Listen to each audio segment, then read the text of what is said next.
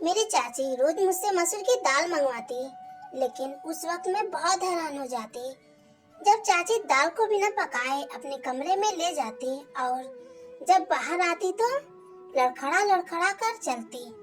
एक दिन चाची का राज जानने के लिए मैंने उसकी बहन को चाची के कमरे में छिपा दिया। कुछ देर बाद चाची की बहन लड़खड़ाती हुई बाहर आई। उसकी यह हालत देखकर मेरे तो रोंगटे खड़े हो गए। आज चाची ने मुझसे 2 किलो दाल मंगवाई थी। मैंने जैसे ही वह उधर लेकर घर पहुंचा तो चाची ने थैले मुझसे ले लिया और अपने कमरे में चली गई। मैं तो हक्का बक्का सा रह गई। चाची को क्या क्या हुआ? अभी 1 घंटा ही हुआ था। आप इससे जल्दी घर आ गए थे। उनकी तबीयत खराब थी और मैं अपने कमरे में ही बैठी थी। भैया को देखकर मैं जल्दी से उठकर उनके पास आ गई। मुझे उनकी चिंता सताने लगी थी, मगर वह बोले थोड़ी देर आराम करूंगा तो ठीक हो जाऊंगा। फिर उन्होंने अपने कमरे में जाने के लिए दरवाजा पीट डाला, मगर कमरे से तो चाची की कोई आवाज ही नहीं आई। चाचा ने मुझे घूर कर पूछा, तुम्हारी चाची कहाँ है और दरवाजा अंदर से क्यों बंद है? मैं घबरा गई। मैं बोली, चाची तो कमरे में ही है, शायद आग लग गई होगी या फिर हो सकता है चाची आराम कर रही हो। चाचा ने जोर जोर से दरवाजा बजाया या फिर बोले। मैं बोली, चाची दरवाजा खोलो, जल्दी करो, लेकिन चाची ने कोई आवाज नहीं दी। मैं चाचा का हाथ पकड़कर उन्हें बाहर बरामदे में लेकर आई और बोली, आप यहाँ बैठ जाइए, मैं दरवाजा खुलवाती हूँ। अब मैंने जोर जोर से दरवाजा पीटना शुरू कर दिया और साथ ही साथ कहती रही कि चाची दरवाजा खोल दो, चाचा आराम करने घर आए हैं। प्लीज चाची दरवाजा जल्दी खोलो, चाचा की तबीयत कुछ ठीक नहीं है। लेकिन अंदर इतनी शांति थी कि कोई हलचल ही नहीं हो रही थी। चाचा के पास आकर बैठ गई। उनका चेहरा गुस्से से लाल हो गया। मैं बोली, चाचा आप मेरे कमरे में आराम कर लीजिए, हो सकता है चाची सो गई हो। अनीता भी तो सो ही रही है ना। चाचा ने मेरे सिर पर हाथ रखा और मुझसे बोले कि तुम यहाँ से जाओ, तुम भी आराम कर लो। लेकिन मैं चाचा के पास ही बैठी रही। तभी चाचा के कमरे का दरवाजा खुला और चाची लड़खड़ाती हुई बाहर निकली। चाचा एकदम से गुस्से से उठे और चाची को चिल्लाते हुए बोले, कमरा अंदर से क्यों बंद था? तुम नहीं जानती क्या मैं अपने 2 मासूम बहनें तुम्हारे हवाले करके काम के लिए बाहर निकलता हूँ? तुम्हें इतनी भी शर्म नहीं है? तुम तो हर रोज यह सब करती होगी ना। तुमने मेरी बहनों को अपना समझा ही नहीं है। मैं खुद 16 साल की कम उम्र में और डरपोक सी लड़की थी। चाचा को गुस्से से देखकर मैं खुद ही डर गई थी, मगर फिर भी मैं आगे बढ़ी और बोली, चाचा आप तो गलत सोच रहे हैं। चाची ने कभी हमने पराया नहीं समझा और माँ की तरह हम दोनों का ख्याल रखती हैं। शायद आज चाची की तबीयत खराब हो गई होगी, इसलिए सो गई। मेरी बात सुनकर चाचा ने मेरे सिर पर हाथ फेरा और खुद कमरे में चले गए। चाची की आंखों में आंसू आ गए और उन्होंने मुझे गले से लगा लिया था। वह बोली, मुझे गले से लगा लिया और वह बोली, शुक्रिया स्नेहा।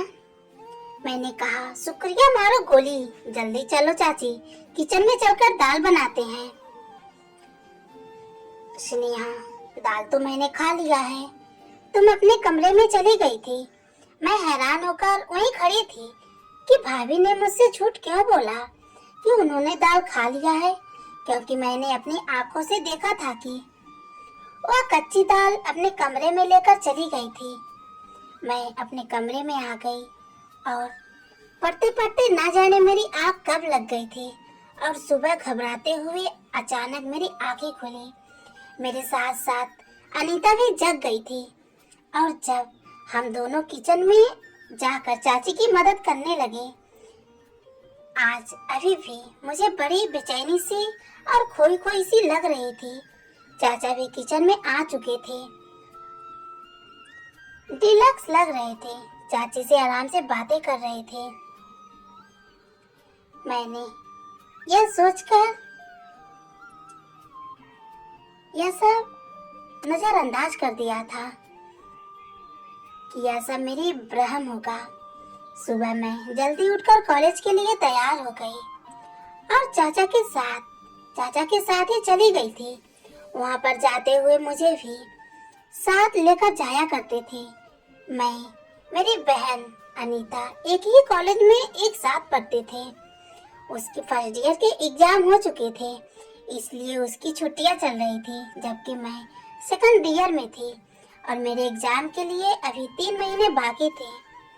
कॉलेज से घर आने के लिए मैं बस का सफर करती थी। मैं जैसे ही घर पहुंचती तो मुझे लगा ही था जैसे चाची मेरे इंतजार कर रही थी। वह मुझे देखकर हैरानी से कहने लगी, स्नेहा, जल्दी से यूनिफॉर्म बदल लो और मुझे 1 किलो दाल लाकर दे दो। फिर वह कमरे में पैसे लेने के लिए चली गई थी। चाची की लड़खड़ाहट खत्म हो चुकी थी।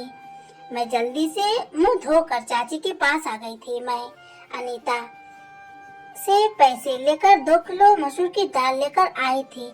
आज मैंने चाची को थैला पकड़ाते हुए कहा, चाची, आज प्लीज दाल चावल बना लीजिएगा। मेरी चाची के चेहरे का रंग एक पल के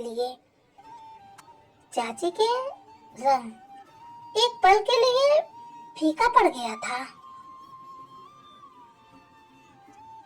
फिर वह हमें सिर हिलाकर दाल अपने कमरे में लेकर चले गए।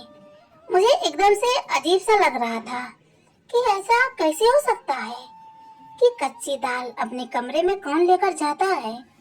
फिर मैं यही सब सोचती हूँ अपने कमरे में आ गई थी और पढ़ने लगी। शाम के वक्त चाचा अभी से आए थे।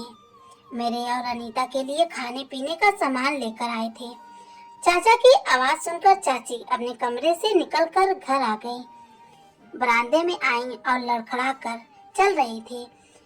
मैं नहीं गई कि पहले तो चाची के पैर की लड़ाई लड़खड़ाते खत्म हो गई थी। अब दोबारा क्यों लग रही है, क्यों लड़खड़ा कर चल रही है। मुझे चाची पर शक हुआ। चाचा को दिखाने के लिए नाटक तो नहीं करती, लेकिन जब मैंने चाची के चेहरे की तरफ देखा तो साफ साफ पता चल रहा था कि वह बड़ी तकलीफ में है। मैंने अपनी सोच को फौरन बदला और चाची के पास आ गई और उनसे पूछने लगी कि उनके पैर में क्या हुआ है, तो वह चुप बैठ गई। चाचा को बड़ी भूख लगी थी, इसलिए चाची फटाफट किचन में चली गई थी और मैं अक्सर किचन में चाची की मदद करती थी। आज भी उनकी मदद के लिए मैं किचन में चली गई। मैंने कहा, चाची, दाल चावल के बारे में सोचकर बड़ी भूख लग रही है। चाची ने मेरी तरफ बड़े अजीब से नजरों से देखा तो फिर बोली, आज तो मैंने घर में मशरूम की सब्जी बनाई है। दाल तो कब का खा गई। बहुत ही अच्छी दाल बनी थी। सुनकर मैं हक्का बक्का से रह गई थी। एकदम भी मेरा दिल भर आया और मैं सब कुछ छोड़कर अपने कमरे में आ गई थी। मैं अपनी सोचों में गुम होने लगी थी। आखिर चाची थी, लेकिन अनीता को देखकर मैं एकदम से चौंक गई थी, क्योंकि वह अपनी पुरानी फर्स्ट ईयर की किताबें खोलकर बैठी थी। मैंने उसे कहा कि जब पढ़ने के दिन थे तब तो तूने पढ़ाई से मना करा, पढ़ाई से बचा कर रही थी। अब क्या यूं फायदा इस पढ़ाई का। मैं अनीता से किताबें छीनने के लिए हाथ आगे बढ़ाई तो उसने मेरा हाथ झटक दिया था और एकदम से गुस्से से बोली, कभी तो मेरी जान बख्श दिया करो। उस वक्त मेरी माँ बनने की कोशिश मत किया करो। आप सिर्फ मुझसे 3 साल बड़ी हैं, 20 साल नहीं, जो मेरे हर मामले में टांग लड़ाती हैं। मुझे अनीता से इस तरह के बर्ताव की बिल्कुल भी उम्मीद नहीं थी। अनीता ने तो कभी मेरे साथ ऐसी बात ही नहीं की थी। मैं उसे छोड़कर चाचा के पास आकर बैठ गई थी। मुझसे पढ़ाई के बारे में पूछने लगी, जबकि मेरा सारा ध्यान चाची के टांग पर था। चाचा की आसमान आने का टांग पर थी। वह चाचा के सामने आने का टाल रहे थे और बहुत मुश्किल से कोशिश कर रही थी कि वह लड़खड़ा कर ना चले। चाचा ने मुझे जब यूं सोच में देखा तो मुझसे पूछने लगे।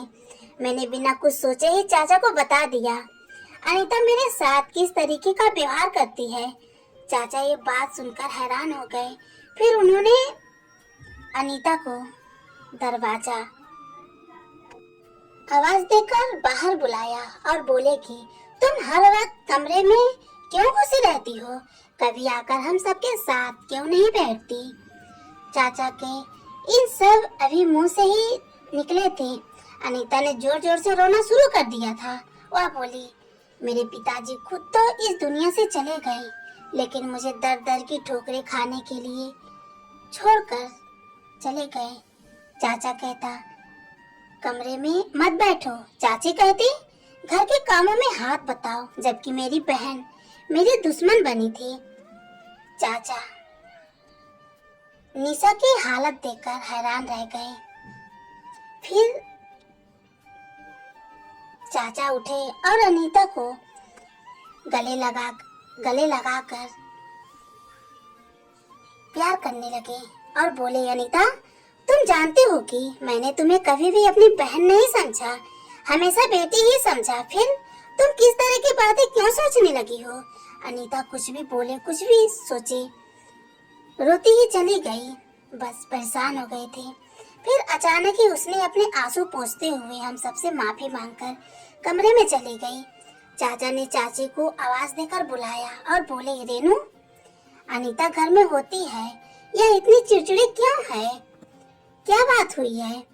क्या? चाची का चेहरा एकदम से सफेद पड़ चुका था और बड़ी डरी सी लग रही थी। अनीता कमरे में बैठी रहती है, इसलिए मैंने 1-2 बार उसे बोला था कि घर के कामकाज में हाथ बटा ले, ताकि उसका मन भी लगा रहे। शायद उसे मेरी बातों पर बुरा लग गया होगा। चाचा कुछ सोचने लगे थे, जबकि ना जाने मुझे ऐसा क्यों लग रहा था जैसे रेनू चाची मुझसे कुछ छुपा रही थी। बात सिर्फ इतनी सी नहीं थी, कुछ ना कुछ गड़बड़ तो जरूर था। अगले दिन चाचा हमरे कमरे के लिए टीवी लेकर आए।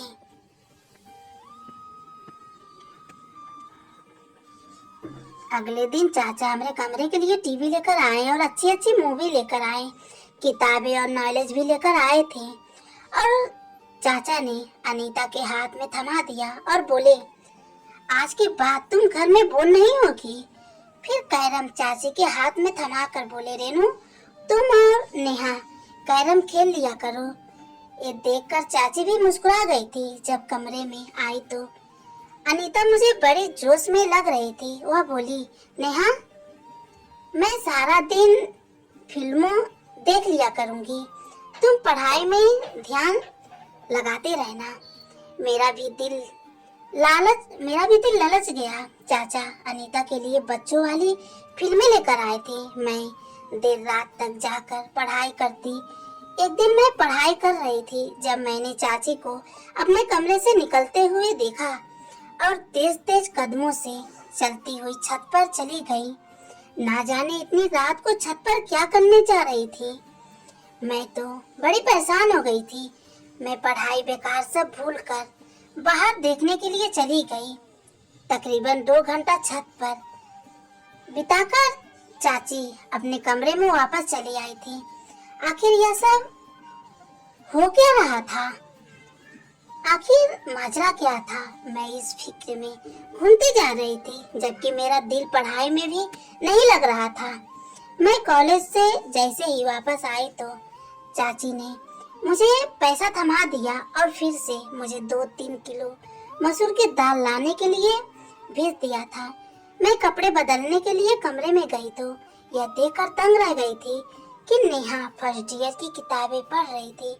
मुझे देखकर वह इस तरह चौंक गई थी कि झट से वह किताब सहित कमरे से बाहर निकल गई थी। मैंने सोचा पहले चाची का दाल ला देती हूँ, फिर अनीता को देखूंगी,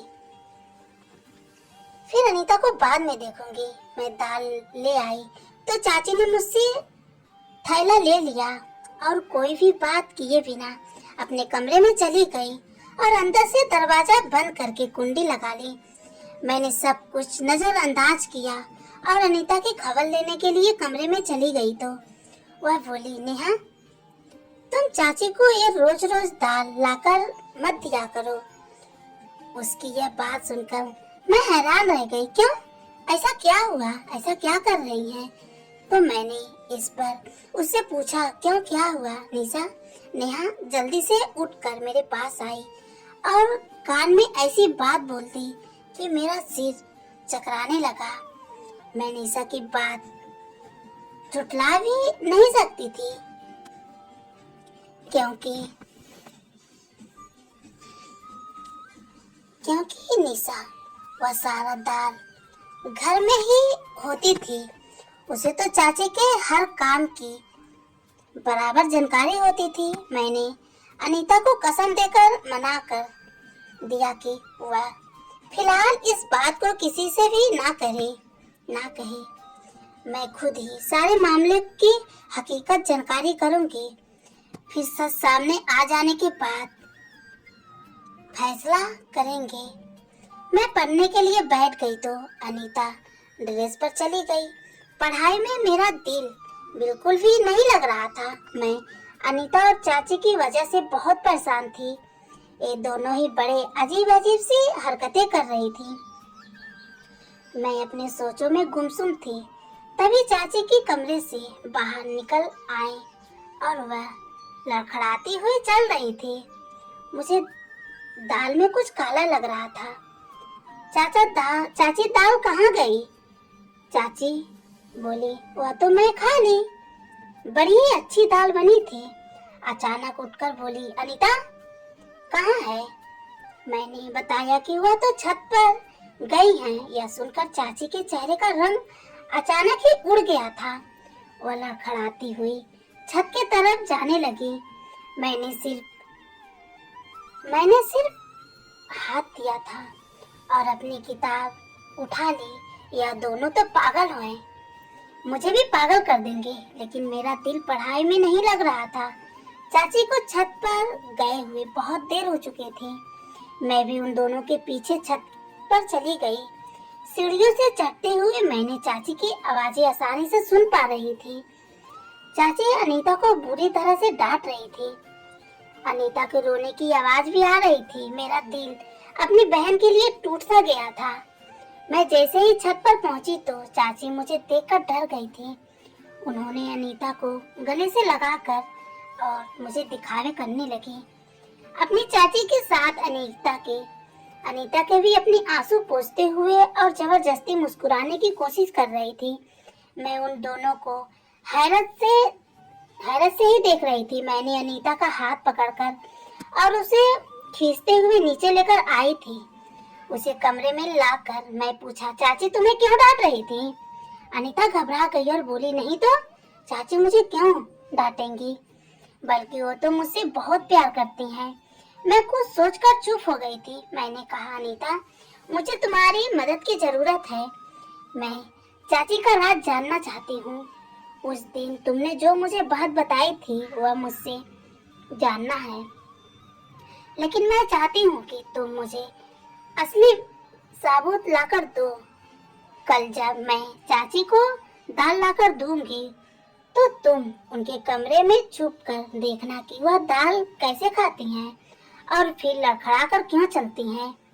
मेरी बात सुनकर अनीता एकदम से मुस्कुरा गई थी। वह बोली, नेहा मैं तुम्हारा साथ दूंगी। अगले दिन कॉलेज से वापस आते समय मैं अपने दिमाग से सारा प्लान करके आई थी। घर पहुंची तो मैंने चाची को मेरा इंतजार करते हुए पाया था।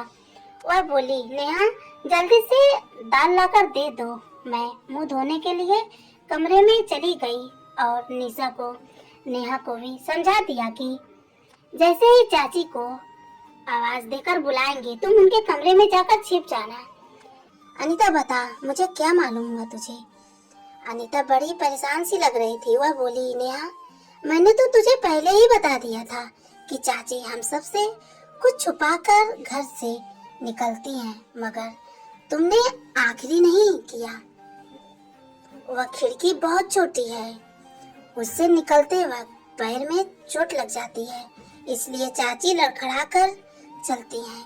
मैं भी उस खिड़की से निकलकर चाची के पीछे जाना चाहती थी, मगर इस चोट की वजह से मैं वापस आ गई। मैंने अनीता को कसम दी कि वह चाचा को इस बारे में कुछ भी ना बताए।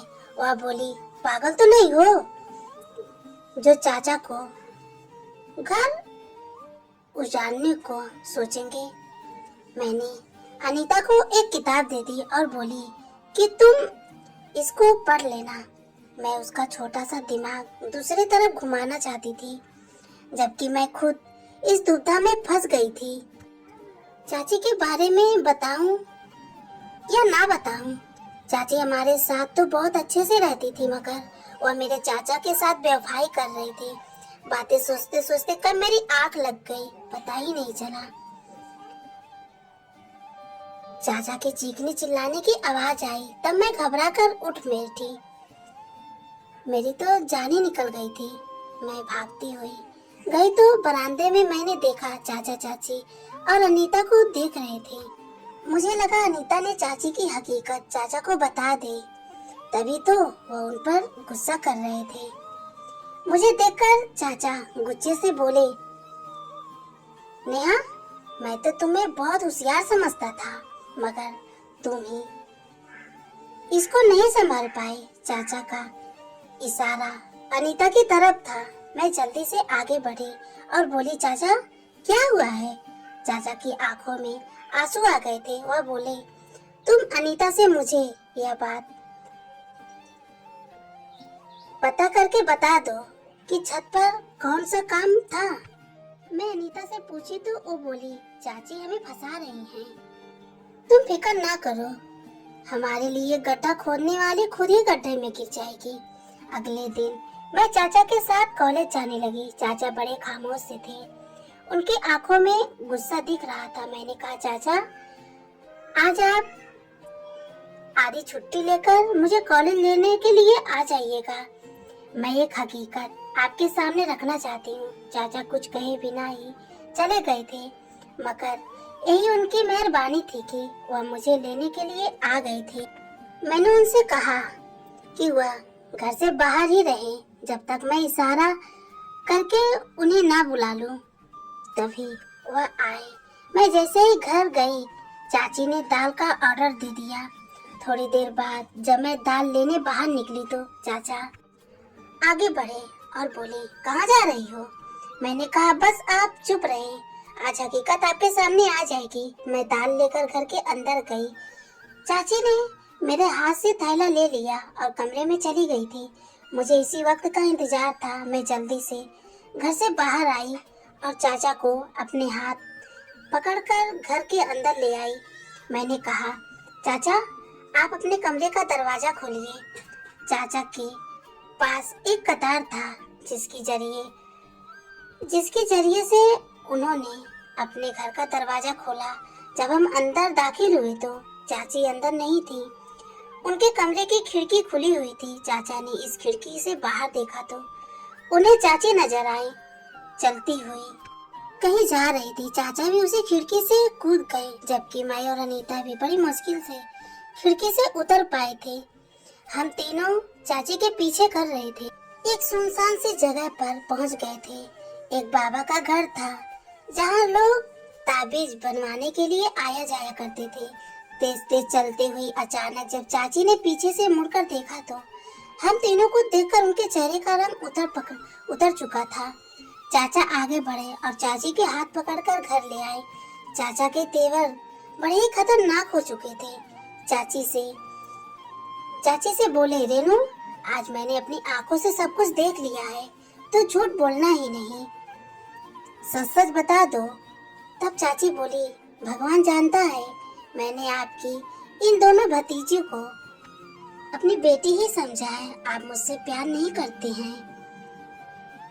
मुझे शक था कि आप मुझे तलाक दे देंगे, इसलिए मैं बहन से इसके बारे में पूछा तो वह बोली, एक साधु बाबा है जिनका मंत्र बहुत शक्तिशाली है, जिसे पति मुट्ठी में आ जाता है, इसलिए मैं आप सबसे छिपकर उसी साधु के पास जाने लगी थी।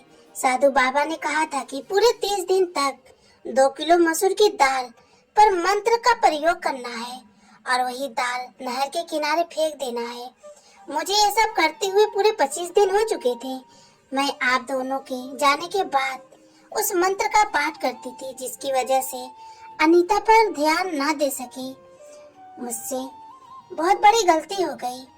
अनीता अपने ही इलाकों के आवारा लड़के रवि से मोहब्बत कर बैठी और इनकी दरमिया छुट्टी और हाथ से सिलसिला शुरू हो गया था। मुझे अनीता पर शक हुआ था, इसलिए मैं आधी रात को उठकर छत पर चली गई थी। तब मुझे नीलेश नजर आया। उसने अनीता की बहुत तारीफ करी थी। मैंने वह अनीता को दिखाते हुए कहा कि मैं तुम्हारी हकीकत तुम्हारे चाचा को बता दूंगी। तब जाके हमें पता चला था हमारी अनीता पर नीलेश की बुरी नजर है। और चाचा समझाते हुए बोले, बेटा, नीलेश अच्छा लड़का नहीं है। अगर वो अच्छा लड़का होता तो मैं तुम्हारी शादी उससे करवा देती। चाचा, मुझे उस नीलेश में कोई दिलचस्पी नहीं है, बस मैं थोड़ा सा भटक गई थी। चाचा मुस्कुराते हुए बोले, भारी बोझ उतर चुका था। फिर उन्होंने हम दोनों को कमरे में भेज दिया था कि अब चाची की खबर लेने वाले थे। वह चाची को हमारे सामने काफी डांट नहीं पाए। चाचा, चाची को कुछ मत कहना, हमारी माँ जैसी है। चाची रोते हुए हम दोनों को गले से लगा लिया। एक बार फिर हमारे घर में प्यार का खुशनुमा माहौल बन चुका था। तो दोस्तों, ये थी हमारी आज की कहानी। आपका क्या कहना है इस कहानी के बारे में? कमेंट करके हमें ज़रूर बताएं। वीडियो को लाइक कर दीजिए और चैनल को सब्सक्राइब करके घंटी को दबाकर ऑल पर सेट कर लीजिए, ताकि आने वाले वीडियो आपको तुरंत मिले। मुझे दीजिए अगली वीडियो तक इजाज़त। तब तक के लिए धन्यवाद।